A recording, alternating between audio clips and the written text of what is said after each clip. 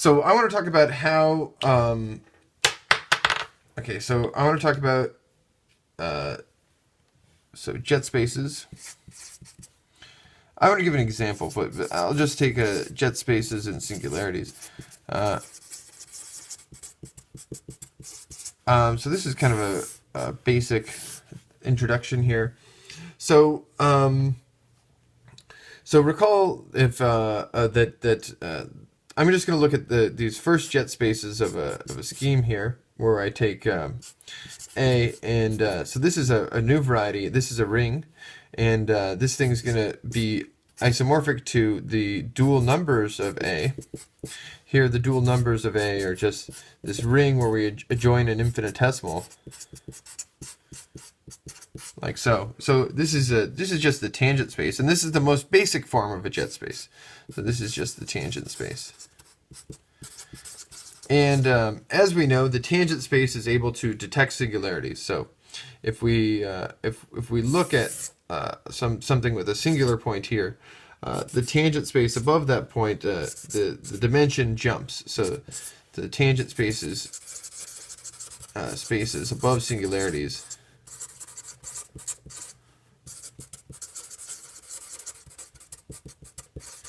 is missed.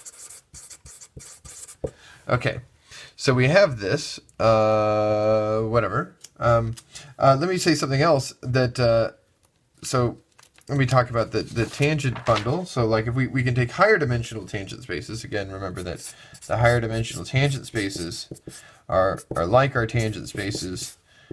So again, this is a ring. This is the rth thing here, and so again, this is the extended dual number. So these are like truncated power series. This is A of t over t to the r plus 1. And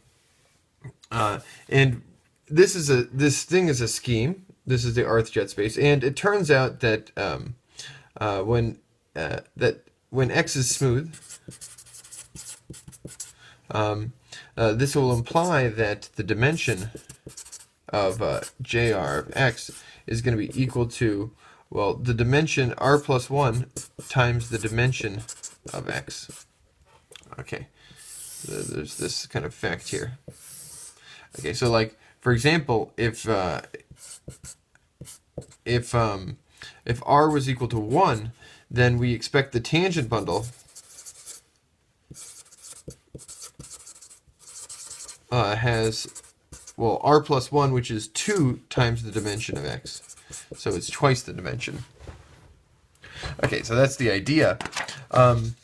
So I want to show you a weird example. So here's an example. Okay, so let's look at here this equation y. And let's say x to the fourth plus y to the fourth plus z to the fourth is equal to 0. So this has a singularity at the origin.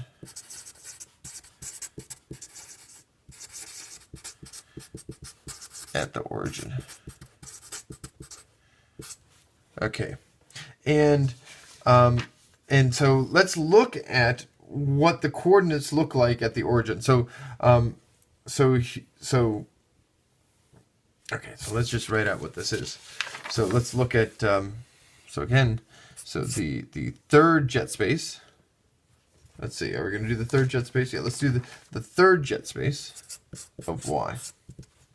Okay, so to compute the third jet space of y, we take this equation and then we're just going to plug in power series. So x0 plus x1 of t plus x2 of t squared plus x3 of t to the fourth here.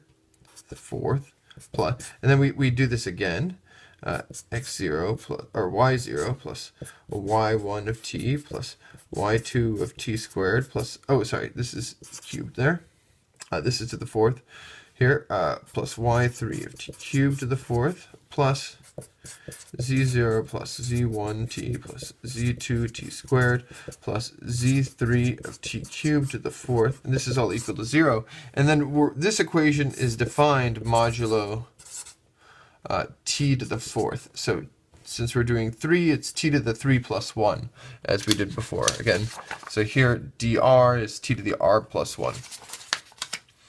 Okay, so we have this equation, and we want to look at this equation over the origin. Okay, so we're going mod t to the 4th.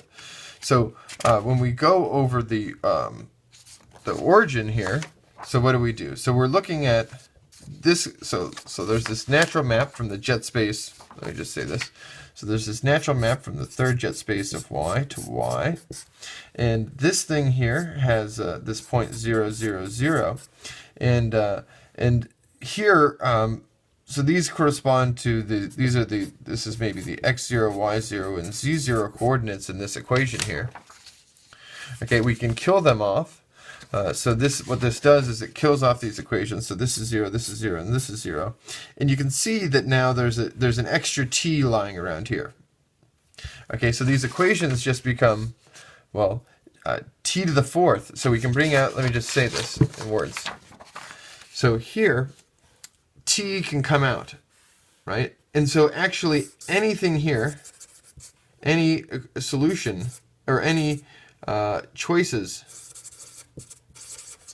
of xi, yi, and zi work. This is for I bigger than 1, and of course less than 3. So here we can choose anything. So this tells us that here, when we go back here, we have this inverse image. So this thing goes down to here. This is the fiber here. This is a subspace of here, and this is 9-dimensional. Okay, this is weird. Let me explain why this is weird. This is really weird because of the following fact. So I said previously that we expected the dimension here to be this when x is smooth. Of course, we're not working with something smooth, but we expected this. So let's look at the expected dimension. So the expected dimension of J3 of y, so this is equal to what? So we had 3 plus 1, so it's cut out by one equation in 3 variables, so it's 2-dimensional, so it's 2. This is equal to 8. Okay, so this is crazy. This is absolutely nuts. This is saying the dimension of the fiber alone is 9-dimensional. That's crazy. So the dimension of the fiber of a single fiber, so this is over, this is 9-dimensional. Okay, so what's this picture of? So the picture is the following. So here's J3, and we expect it to behave kind of regularly here, and then we have kind of some singular thing. Here's y, and here's the point 0, 0, 0. And then above this point, so we have this projection map, this is the fiber, and it turns out that the fiber, oh man, I messed up the desk. So the fiber here, this has larger dimension than the whole variety. Larger than the whole rest. Okay, so this thing gets crazy. What's even crazier though is that when you do this thing, right, and you do this inverse limit, and you take this n to be big, so you take this kind of infinite thing, then this thing ends up, okay, so it becomes irreducible. All right, that's all I wanted to say about this example.